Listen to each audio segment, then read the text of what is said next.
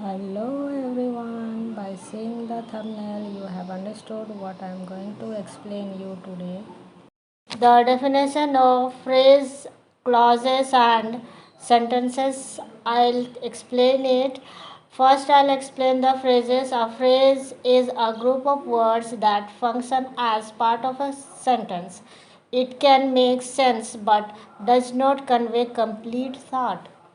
It does not have a subject plus verb combination. It means that it is a small group of words that add meaning to a sentence. It is not a sentence because it is not a complete idea with a subject, verb, and a predicate.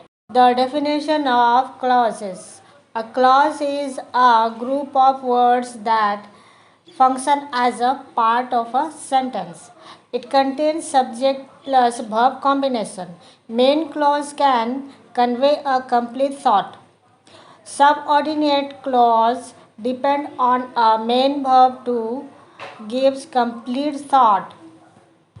Next is a sentence. We all know that a sentence is a group of words that makes a complete sense. See the example of phrase, clause, and sentences. The big clock, it is phrase. The big clock chimed, it is clause. The big clock chimed when the hand struck midnight. This is sentence. There are four main types of sentences. Simple sentence, number 2, compound sentence, number 3, complex sentence, number 4, compound complex sentence. Let me explain the simple sentence. A simple sentence is a group that has a subject, a verb, and deliver a complete thought. In other words, a simple sentence has only one independent clause and express a complete thought. Here, so many examples are given here. I am a student. In this sentence, subject is I and verb is am. Next example is I can speak English. In this sentence, the subject is I and the verb is speak. By seeing the examples, we can say that a simple sentence has one verb and one subject. There are many more examples like they are having pizza for dinner tonight. In this sentence, subject is they and verb is are having. Let's go to the next sentences, that is compound sentence. The compound sentences are built on simple sentences. It contains two independent clauses and each clause can stand alone and could be a complete simple sentence. We link two clauses together with a coordinating conjunction. We can remember the coordinating conjunctions with the acronym, that is fanboys. Fanboys is the short form of for, and, nor, but, or, yet, and so.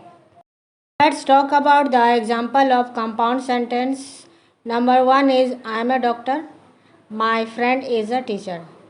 These are two independent clauses and can stand on their own. We'll add the coordinating conjunction to form a compound sentence. I am a doctor and my friend is a teacher. We'll talk about the complex sentence. It contains two clauses. One is an independent clause, means that it can stand alone, and other is a dependent clause that cannot stand alone. The two clauses are linked by a subordinating conjunction. Here are the two examples. Number 1 is when I went home from school yesterday, I watched TV for an hour. Here in this sentence, when I went home from yesterday is dependent clause that does not express a complete thought. Second example is I love to travel because I get to meet a lot of interesting people. In this sentence, I love to travel is an independent clause. Second sentence is I get to meet a lot of interesting people. This is dependent clause. Both are joined by subordinating conjunction. Two more examples are there. You can do by yourself. You can identify it. There are 6 types of subordinating conjunction. Number A, contrast. Number B, condition. Number C, cause. Number D, time. Number E, place. Number F, relative pronouns. The fourth type of sentence is compound complex sentence. The compound complex sentence are combination of a compound sentence and a complex sentence. Therefore, these sentences have at least 3 clauses, 2 independent clause and at least 1 dependent clause. You can see the example. I was crazy about pop music when I was younger, but I am more into jazz now. First clause is an independent clause, then there is a dependent clause, then coordinating conjunction, but then another independent clause. You can see the another example. How you can identify a phrase or a clause. Very simple. If there is a subject and a verb in the sentence, that means it is clause. And if there is no subject and no verb, that means it is a phrase. See the example. White and raspberry chocolate is delicious. Here, white and raspberry chocolate doesn't contain a verb. It's just a subject. That means it is a phrase. How you can turn phrases into clause? It is very simple. Phrase, write the phrase and then add the subject and then add the verbs. Then it's turned into clause. Let's practice to change phrase into clause. Write the phrase in the forest and then write the subject a group of deer and then write the verb live. Now we'll put together a group of deer live in the forest. Type of phrase. There are 8 type of phrases. Number 1 is noun phrase. A noun phrase consists of a noun and its adjective modifiers in the sentence. For example, the pretty little flowers are blossoming in my garden. Next is verb phrase. A verb phrase contains a verb and its modifier just like a noun phrase. For example, I have been working non-stop today. Here the verb phrase is have been working. The third phrase is gerund phrase, a phrase that begins with a gerund, a verb ending with ing that function as a noun and modifiers. For example, reading book is unenjoyable. Here the reading book is gerund. You can see the another example. Swimming in the ocean is dangerous. Here swimming is function as a noun. So swimming is gerund phrase. The fourth phrase is participial phrase.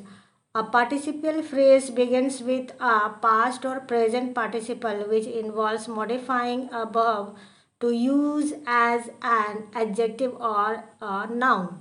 For example, having taken the time to prepare, the orchestra performed beautifully. The next is infinitive phrase. An infinitive phrase that begins with an infinitive verb that begins with to, like to study, to read, to learn. All these are infinitive verb. Here is the example of infinitive phrase. I want to go to the cinema later. Here, to the cinema later is infinitive phrase. Sixth phrase is appositive phrase. An appositive phrase redefines a noun with essential or non-essential information that is enclosed with comma. You can see the example. My dinner tonight, a spicy vegetable curry, is going to be delicious. Here, my dinner tonight is a positive phrase. The seventh phrase is prepositional phrase. A prepositional phrase that begins with preposition to describe the position or state of the subject of a sentence. For example, the new bookshop is going to be opening near my house. Here, near my house is prepositional phrase. Next phrase is absolute phrase. An absolute phrase has a subject but not an action verb, and it is used to modify a whole sentence. For example, he left the room. Hips, hips, swinging. Here, hips, hips, swinging is absolute phrase. Now we'll know about the clause, and already I have told you the definition of the clause, so we'll go ahead. There are four types of clause that are used in English grammatical construction. Number one is main clause or independent clause. The main clause of a sentence contains a subject or verb. It can stand alone as its own sentence or can be combined with a subordinate clause to provide more information. You can see the example, I love chocolate chips cookies. The next clause is subordinate clause or independent clause. A subordinate clause is a secondary clause connected to a main clause with a subordinate conjunction like because, as, or while. A subordinate clause can also be connected to the main clause with coordinating conjunction like or, but, is. There are various types of dependent clause. Number one is relative. A relative clause begins with a relative pronoun. Here the example is the person who invented Scotch tape was a genius. The dependent clause is who invented Scotch tape, and the independent clause is the person was a genius. You can see some more examples here. Next is noun. A noun clause acts like a noun within a sentence. Unlike a noun phrase, it includes a subject and a verb. For example, she was deeply moved by what she had watched. The next is adjective clause. An adjective clause acts like an adjective. It describes a noun by using a subject and a verb. You can see the example. The last is adverbial. An adverbial clause modifies the verb in a sentence and acts like an adverb. They always start with a subordinating conjunction. For example, I walk my dog until she gets tired. I hope you have understood. Thank you for watching. Till then, bye bye.